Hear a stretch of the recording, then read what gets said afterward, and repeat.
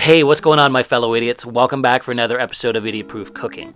Now, first off, apologies for no video last week. Unfortunately, Rose and JP were sick, and it was just a nightmare in my household last week. They're both doing better now, but it was just way too hectic for me to film and edit a video.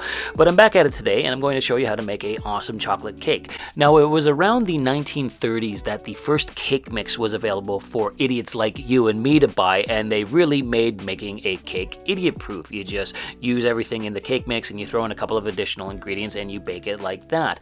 However, using a cake mix, it's fine, it'll make a good cake, but you can make a way better cake with just a little bit of effort. And honestly, it's a lot more fun. Like, it's really the spirit of baking to go out and make your own from scratch. So that's what we're going to do today. Let's set this cake mix aside. We're not going to use that. Now, the first thing we need is a large mixing bowl, much like the one I've got here.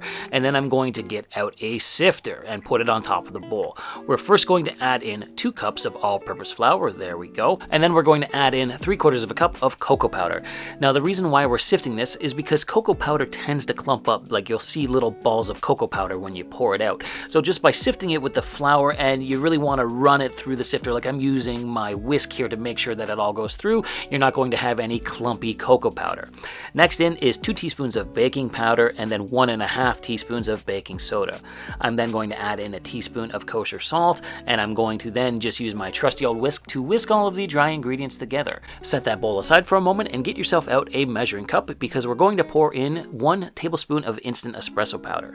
I am then going to pour in enough boiling water to make 1 cup of instant espresso, and the reason why we're doing this is because we're going to pour this in with the cake batter, and it's going to greatly enhance the chocolatey flavor. It's not going to make your cake taste like coffee. All it does is enhance the chocolate flavor. So set that aside to cool down and get out another mixing bowl. You're going to use a lot of dishes making this chocolate cake.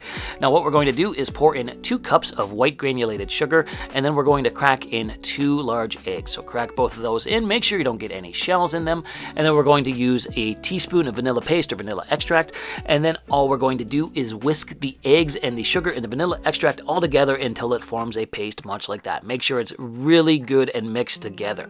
Once that's done, we're going to add in a 1/2 cup of avocado oil or vegetable oil. You basically just want a neutral flavored oil. And then to make the cake nice and moist, we're going to pour in a cup of buttermilk, although sour cream would work just as well. Whisk all of that together for a minute, and then you're going to get your dry ingredients back. There we go. And we're going to pour the wet ingredients into the dry ingredients. Pretty straightforward at this point in time. Make sure you use a spatula to scrape out all of your wet ingredients, much like I'm doing. And then the last thing to do is add in our cup of instant espresso. From there, it's really just time to start mixing this together.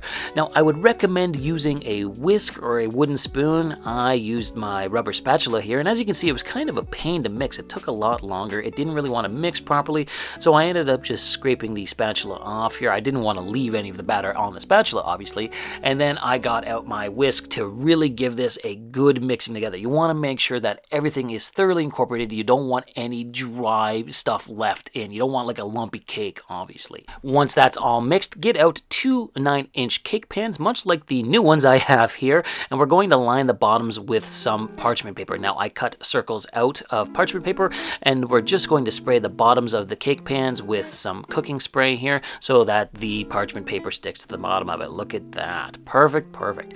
All right, so lay the parchment paper down, and then you also want to spray the walls of the cake pan, but then once that's done, just go get your cake batter and try your best to spread it out between the 2 cake pans evenly. Obviously, that's a little bit tough. It's eyeballing. Oh, look who came to inspect. So anyways, eyeball the cake batter in both. You obviously want to make sure that both are relatively of even size. So what I'm doing is I'm going to use a butter knife here and insert it into the cake batter to see how far down the knife goes, so you can kind of have like a mark of how deep it is.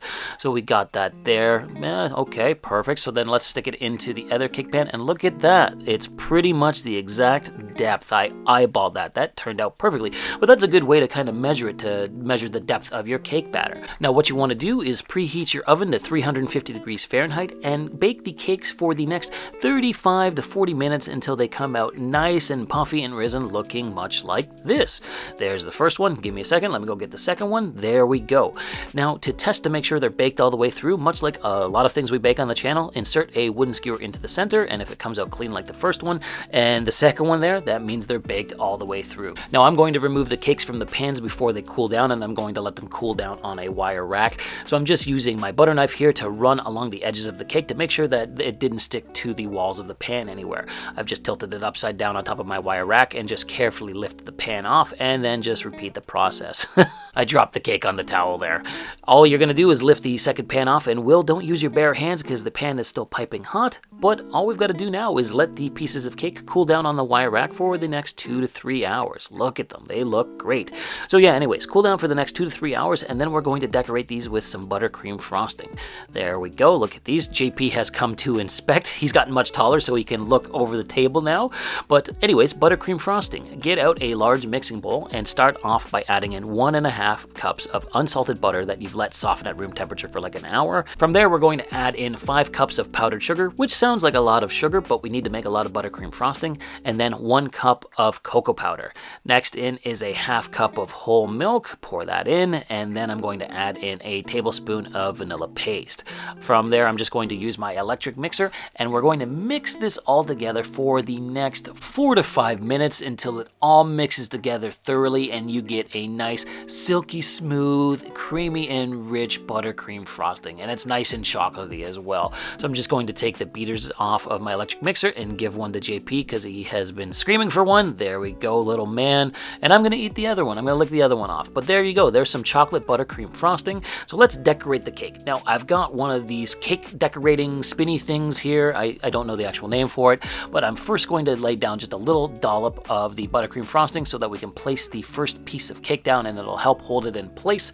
And then we're going to add a nice generous layer of buttercream frosting on top so that you have a nice buttercream frosting layer in between the 2 pieces of cake. I'm just going to use my offset spatula here to spread it all out, and then go get our second piece of chocolate cake and put it on top. Make sure that it lines up as good as you can make it line up, and then it's time to just start loading this thing up with buttercream frosting. Now, obviously, you know, decorating a cake, it can be kind of a pain, especially if you don't have one of those little spinny plates. Obviously, I would recommend getting one. They're pretty cheap. It makes decorating it really easy because you can just kind of spin it as you're decorating, but do your best here. Like, it doesn't have to look perfect. Mine certainly isn't going to look perfect, as you can see, but you're just going to keep adding buttercream frosting and using your offset spatula to add more frosting on and smooth it out. There we go. Now I'm just going to use a paper towel here to kind of clean up the base a little bit here, but there you go. There's your chocolate cake. Now, if you're like me and you're a child at heart, you can also add some sprinkles on top.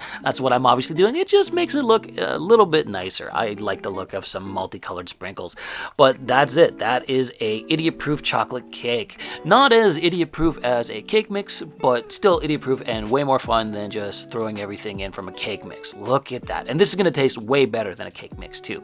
So let's cut in a piece here. Oh, look at that. Look at that. I can't wait to give you a close-up. Look at the inside shot. Look at that. JP is just hollering for a bite as well. So there's the inside shot of the cake, and there's the buttercream frosting. Look at how moist it looks. It looks dense and moist, and it smells so chocolatey. I did damage the back end of it a little bit when pulling it off the rest of the cake, but so what? Who cares? So let's go in for a taste test here with the first bite. Oh man, this is so chocolatey and rich and so moist as well. Oh, there we go, little man. And oh yeah, he was a fan. He was a fan. He can't give thumbs up yet. Give it another year or so and he'll be just like Rose giving the thumbs up, but he absolutely loved this, as evidenced by him continuing to stand there and hollering for more pieces of cake. Hey, oh, that one's for me, little man. Hold on, I'll give him another bite here before we finish up. Yeah, there you go, buddy. JP was a big fan. Rose was away when I was taste testing it, but she crushed the piece after she got home. This was fantastic and super easy to make, so I hope you liked what you saw here. If you did, why don't you drop me a comment, like the video, or even subscribe to the channel. Thanks again for watching Idiot Proof Cooking, and we'll see you again next time.